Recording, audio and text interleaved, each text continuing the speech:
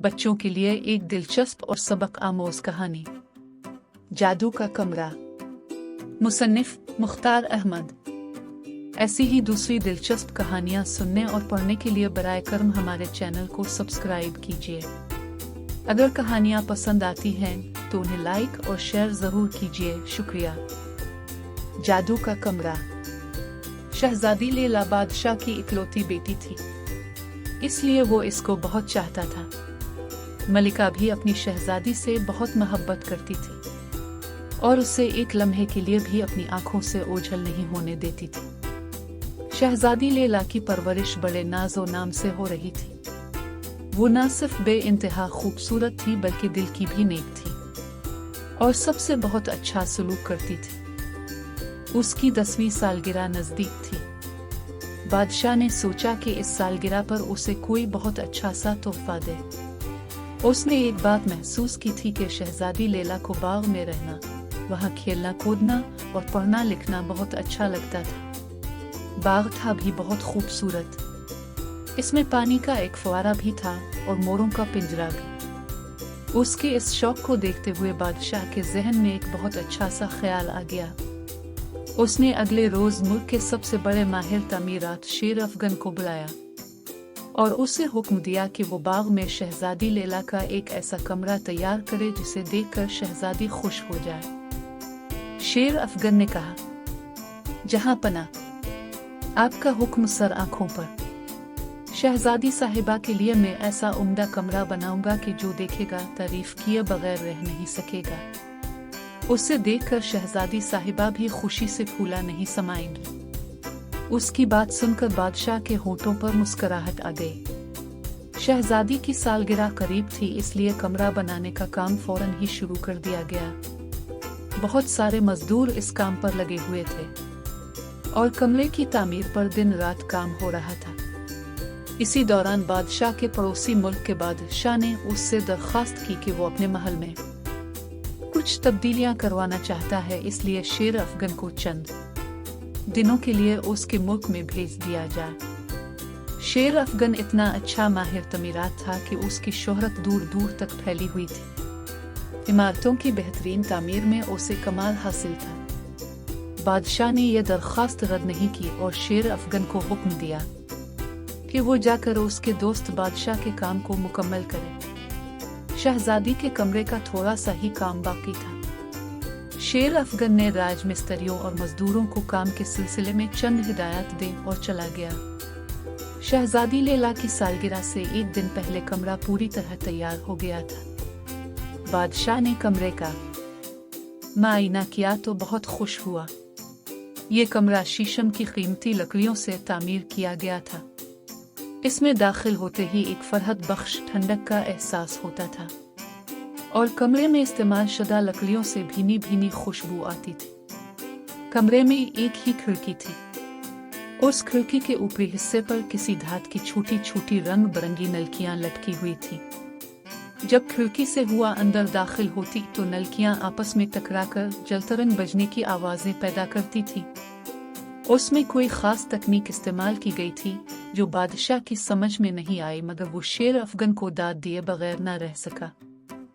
कमरे में एक छोटा सा कीमती और खूबसूरत बिस्तर था जिस पर रेशम का बिछोना और तकिए थे। 3 कुर्सियां एक मेज के गिर्द रखी थी। कोने में एक छोटी सी अलमारी भी थी।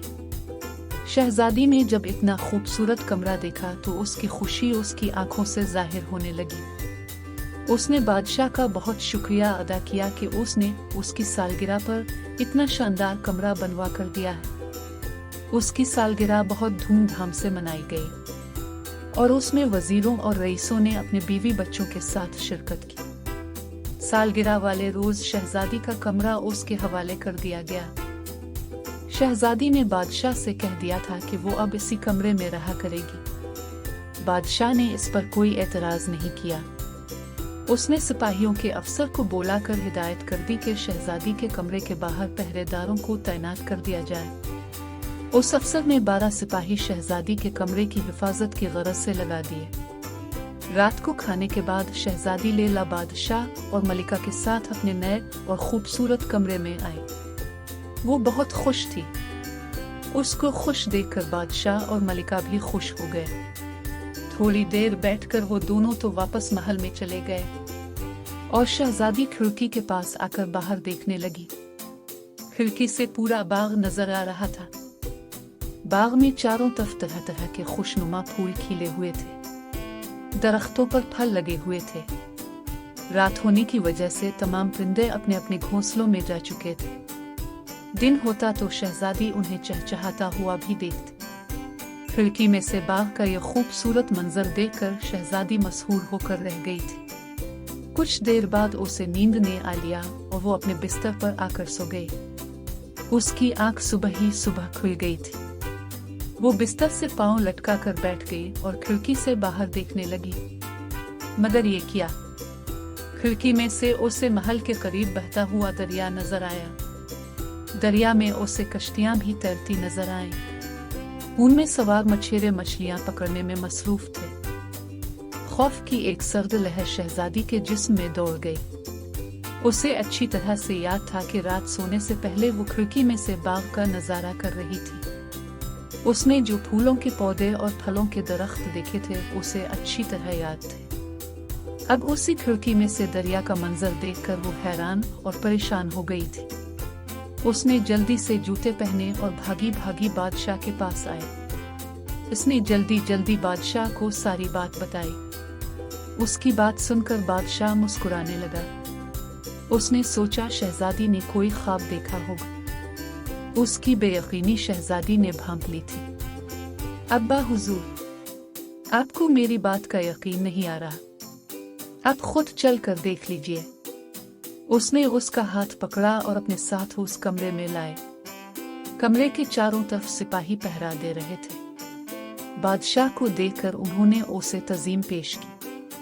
शहजादी और बादशाह जब कमरे में दाखिल हुए तो शहजादी के मुंह से एक हल्की सी चीख निकल गई। खिड़की में से अब उसे महल के करीब जो पहाड़ियां थीं वो नजर आ रही थी। पहाड़ियों पर बेतहाशा झाड़ियां उगी हुई थीं और चंद चरवाहे वहां अपनी भेड़ बकरियां चरा रहे थे। बेटी, तुम तो कह रही थी कि खिड़की में से दरिया नजर आ रहा है, मगर ये तो पहाड़ियां हैं। बादशाह ने शहजादी से कहा। इस वक्त दरिया ही नजर आ रहा था। शहजादी बेबसी से बोली, चलो अब महल में चलते हैं, दरबार का भी वक्त हो रहा है, यहाँ फिर बाद में आएंगे। बादशाह ने शफकत से शहजादी के सर पर हाथ फेरते हुए कहा। शहजादी सोच में डूबी उसके साथ चल पड़ी। महल में पहुंचकर बादशाह दरबार में चला गया। शहजादी ने पूरी दास्तान मलिका को सुना दी। मलिका को यकीन था कि शहजादी झूठ नहीं बोलती। वो सोच में पड़ गई कि मामला क्या है। थोड़ी देर बाद वो बोली, मुझे ये मामला अजीब सा लग रहा है। अब तुम अकेली उस कमरे में मत रहना। शहजादी खुद डर गई थी। वो भी उस जादू के कमरे में नहीं रहना चाहती थी। शाम होने से पहले बादशाह तमाम कामों से फारिग हो गया था। उसने अपने साथ मलिका और शहजादी को लिया और उस पुरस्रार कमरे की तरफ आया।